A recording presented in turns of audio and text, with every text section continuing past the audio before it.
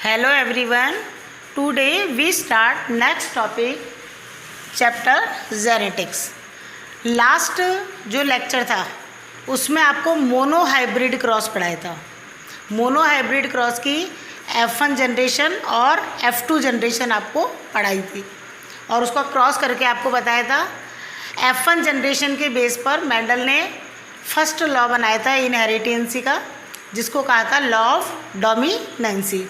Law of dominancy का मतलब कि जो डोमिनेंट कैरेक्टर होते हैं वो तो F1 जनरेशन में क्या हो जाते हैं, एक्सप्रेस हो जाते हैं या शो हो जाते हैं, और जो रेसेसिव कैरेक्टर होते हैं वो शो नहीं होते हैं। उसके बाद में हमने F2 जनरेशन पढ़ा था। F2 जनरेशन में मेंडल ने cross between with F1 generation, जो उसको F1 जनरेशन मिली उसी के अंदर उसने उनको आपस में क्या कराया था, क्रॉस कराया था। तो मेंडल को 2 टाइप का रेशो प्राप्त हुआ था, फिनोटाइप और जीनोटाइप। फिनोटाइप रेशो था वो मेंडल को मिला था 3:1, यानी उसको F2 जनरेशन में फिनोटाइप यानी एक्सटर्नल कैरेक्टर के बेस पर 75% प्लांट तो कैसे दिखे थे, टॉल, और 25% डॉर्फ। और फिनोटाइप के बाद में जीनोटाइप जो रेशो था वो इंटरनल स्ट्रक्चर या इंटरनल कैरेक्टर के बेस पर निकला था 1:2:1, यानी 25% प्योर टॉल थे, 50% हाइब्रिड या इम्प्योर टॉल थे और 25% थे प्योर डॉर्फ। अब आपको जो F2 जनरेशन है उसके बेस पर मेंडल ने सेकंड लॉ बनाया था, जिसका नाम है लॉ ऑफ सिग्रीगेशन, या इसको हम law of purity of gametes भी कहते हैं। सिग्रीगेट का मतलब होता है अलग अलग हो जाना। सिग्रीगेट तो आपने देखा कि F1 जनरेशन में दोनों जो मिले थे कैपिटल टी और स्मॉल टी, लेकिन F2 जनरेशन में साथ साथ रहते हुए दोनों गैमेट्स क्या हो जाते हैं, अलग अलग हो जाते हैं, और अलग अलग गैमेट्स में जाकर अलग अलग कैरेक्टर को क्या करते हैं, शो करते हैं। तो this law is based on the monohybrid cross. तो ये लॉ भी किसके बेस पर था, मोनोहाइब्रिड क्रॉस पर। यदि आपके एग्जाम में क्वेश्चन आता है कि मोनोहाइब्रिड बेस पर मेंडल ने कौन कौन से लॉ बनाए, तो आप दो लॉ का नाम लिखेंगे, law of dominancy and law of segregation. From the monohybrid cross, from the hybrid of F1 generation, both of the alleles separate and go into different gamete। आपको क्रॉस करके मैंने बताया था कि अलग होने के बाद सेपरेट जाते हैं। This is called the law of segregation. Segregation का मतलब ही क्या होता है, अलग होना और अलग होकर के आगे की तरफ जाना। In each gametes are called is found from one characteristic. अब जो कैरेक्टर थे वो भी नीचे अलग अलग दिख रहे थे, प्योर टॉल अलग हो गए, इम्प्योर टॉल अलग हो गए, प्योर डॉफ अलग हो गए। तो so this is also called the law of purity of gametes. तो इसीलिए इस लॉ को हम law of purity of gametes भी कहते हैं। तो ये था आपका सिग्रीगेशन या law of purity of gametes, अलग हो जाना, अलग होकर वापस आगे जाना और आगे जाकर वापस अपने कैरेक्टर को शो करना प्योर होकर के। तो इसीलिए इस लॉ का नाम पड़ा law of purity of gametes. अब जो नेक्स्ट टॉपिक है इस लेसन का वो है बैक क्रॉस। अब बैक क्रॉस का मतलब क्या है, अब मेंडल ने F1 जनरेशन कराई, फिर F2 जनरेशन कराई। अब मेंडल आगे जाने की बजाय वापस क्या जा रहा है, पीछे जा रहा है। बैक का मतलब क्या होता है, पीछे जाना। अब पीछे बैक क्रॉस में उसने क्या करा कि F1 जनरेशन कौन सी मिली थी, कैपिटल टी और स्मॉल टी या हाइब्रिड टॉल। तो F1 जनरेशन को उसने डोमिनेंट पेरेंट्स कैपिटल टी या फिर रेसेसिव पेरेंट्स से क्रॉस कराया और फिर देखा कि किस तरह के प्लांट्स आगे मिलते हैं। तो बैक क्रॉस कहते हैं in this cross the plant of the F1 generation में जो प्लांट मिले थे capital T small T is crossed with one of the 2 parents. 2 parents से लिए थे हमने, प्योर टॉल और प्योर डॉर्फ। तो या तो वो प्योर टॉल से क्रॉस कराएगा या प्योर डॉर्फ से। It can be 2 types. अब ये कितने टाइप का होता है, 2 टाइप का, आउट क्रॉस और टेस्ट क्रॉस। आउट क्रॉस क्या होता है कि when F1 generation is crossed with this dominant parents कौन से थे, कैपिटल टी और capital T, is called out cross. जब F1 जनरेशन का डोमिनेंट पेरेंट्स के साथ में क्रॉस कराया जाता है तो उसको हम क्या कहते हैं, आउट क्रॉस।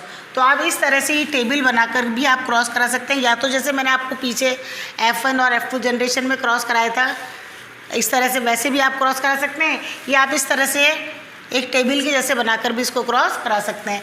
तो इसमें आपको मैंने बताया था लास्ट लेक्चर में भी कि ये मेल का साइन है और एक ये फीमेल का।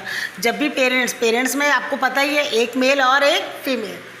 तो ये कैपिटल टी और कैपिटल टी कौन से पेरेंट्स हैं? Dominant parents. अब F1 जनरेशन में क्या मिले थे? कैपिटल टी और स्मॉल टी।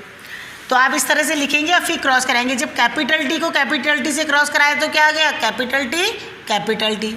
इसको कैपिटल टी को कैपिटल टी से कराया कैपिटल टी और कैपिटल टी। फिर स्मॉल टी को कैपिटल टी से कराया कैपिटल टी और स्मॉल टी। मैंने आपको लास्ट लेक्चर में भी बताया था कि कभी भी स्मॉल टी पहले और कैपिटल टी बाद में मत लिखना। क्यों? क्योंकि डोमिनेंट जो कैरेक्टर होता है या फैक्टर होता है उसको पहले लिखा जाता है और रेसेसिव वाले को बाद में। तो ये हो गया कैपिटल टी स्मॉल टी। फिर स्मॉल टी को कैपिटल टी से कराया तो कैपिटल टी और स्मॉल टी। तो इस तरह से मेंडल को प्लांट्स मिले थे। इसके बेस पर भी वही हम रेशो निकालेंगे, फिनोटाइप और जीनोटाइप रेशो। फिनोटाइप का मतलब मैंने बताया था आपको एक्सटर्नल अपीयरेंस या कैरेक्टर, और जीनोटाइप इंटरनल अपीयरेंस या इंटरनल कैरेक्टर के बेस पर। तो यदि हम इसको टेबल को देखें तो फिनोटाइप रेशो मिलेगा। फिनोटाइप रेशो में तो हमको क्या दिख रहे हैं? 100% टॉल। ये सारे जो प्लांट्स हैं वो कैसे मिलेंगे? टॉल दिखेंगे जितने भी हैं, चाहे से वो प्योर टॉल है या हाइब्रिड या इम्प्योर टॉल। लेकिन बाहर से एक्सटर्नल अपीयरेंस के बेस पर जितने भी प्लांट है वो हमको कैसे दिखाई देंगे? टॉल। तो इसका फिनोटाइप रेशो तो क्या हो गया? 100% टॉल। लेकिन जीनोटाइप रेशो इसका मिला है 1:1। अब ये 1:1 कैसे आया कि आपको जो ये चारों दिख रहे हैं 1 2 3 4, इसमें से आपको 50% तो कैसे दिख रहे हैं? होमोजीनियस टॉल या प्योर टॉल। होमोजीनियस का मतलब जिसमें दोनों फैक्टर या गैमेट्स क्या होते हैं? एक जैसे होते हैं। तो 50% तो क्या है? होमोजीनियस टॉल या प्योर टॉल, और 50% क्या है? हिट्रोजीनियस टॉल या इम्प्योर टॉल है। तो 50 और 50 का आप रेशो निकालोगे तो क्या आ जाएगा? 1:1। तो ये तो था आपका आउट क्रॉस। अब एक टेस्ट क्रॉस, इसी साल बोर्ड में आया है ये बैक क्रॉस वाला क्वेश्चन, जो अभी 2020 का जो पेपर आया राजस्थान बोर्ड का, उसमें ये बैक क्रॉस, आउट क्रॉस और टेस्ट क्रॉस के बारे में ही पूछा गया था। अब एक टेस्ट क्रॉस, अब इसमें तो हमने किससे कराया? डोमिनेंट पेरेंट से। अब टेस्ट क्रॉस की when F1 generation is crossed with its recessive parents. Recessive parents कौन से थे? स्मॉल टी और स्मॉल टी। तो जब रेसेसिव पेरेंट से क्रॉस कराया जाता है तो उसको क्या कहा गया? टेस्ट क्रॉस कहा गया। डोमिनेंट पेरेंट से कराएंगे तो आउट क्रॉस, रेसेसिव पेरेंट से कराएंगे तो टेस्ट क्रॉस, और इन दोनों को मिलाकर क्या कहा गया? Back cross. भाई मेंडल आगे जाकर क्या कर रहा है? पीछे जा रहा है ना, वापस पीछे जा रहा है, वापस जो उसको F1 जनरेशन में मिल रहे हैं उनको वापस क्रॉस करा रहा है, इसीलिए उसको क्या कहा गया? Back cross. अब ये टेस्ट क्रॉस में भी आप इस तरह से टेबल बना लीजिए, या जैसे आपको जो आपको सही लगे, जिससे आपको समझ में आ रहा है। जो मैंने आपको मोनो हाइब्रिड क्रॉस में F1 और F2 जनरेशन में बताया था, आपको यदि वो इजी लगता है तो वैसे क्रॉस करा लीजिए, और यदि टेबल बना के इजी लगता है तो टेबल बना के क्रॉस करा लीजिए। अब ये रेसेसिव पेरेंट्स है स्मॉल टी, F1 जनरेशन थी कैपिटल टी और स्मॉल टी। अब आप क्रॉस कराइए, कैपिटल टी स्मॉल टी को कराए तो capital T small T, capital T को स्मॉल टी से कराया कैपिटल टी स्मॉल टी, फिर स्मॉल टी को स्मॉल टी से कराया तो स्मॉल टी, फिर स्मॉल टी को इस स्मॉल टी से कराया तो स्मॉल टी और स्मॉल टी। ये इस तरह के प्लांट्स प्राप्त हुए थे। अब इसमें भी वही फिनोटाइप और जीनोटाइप रेशे, तो इसमें दोनों रेशे सेम मिलेंगे 1:1। वो कैसे कि फिनोटाइप रेशो 1:1। अब एक्सटर्नल उसके बेस पे देखिए तो हमको 50% तो कैसे दिख रहे हैं? टॉल, और 50% कैसे दिख रहे हैं? डॉर्फ। तो 50 और 50 का रेशो क्या हो गया? 1:1। और जीनोटाइप रेशो देखें इंटरनल अपीयरेंस के बेस पर, तो आपको 50% हिट्रोजीनियस कैसे दिख रहे हैं? टॉल।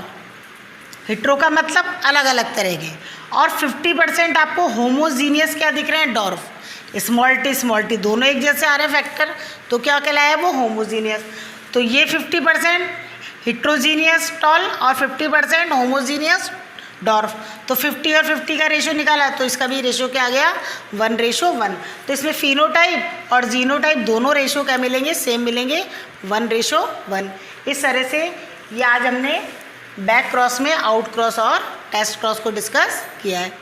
अब आपको अपनी होमवर्क कॉपी के अंदर जितने भी मैंने आपको लास्ट लेक्चर में जो पढ़ाया, मोनो हाइब्रिड का F1 जनरेशन का जो क्रॉस बनवाया है, F2 जनरेशन का बनवाया, फिर बैक क्रॉस में आपको आउट क्रॉस और टेस्ट क्रॉस क्या है, इन सबको क्रॉस करा करके और इनके जो रेशो हैं उनको अपनी होमवर्क कॉपी में करने हैं।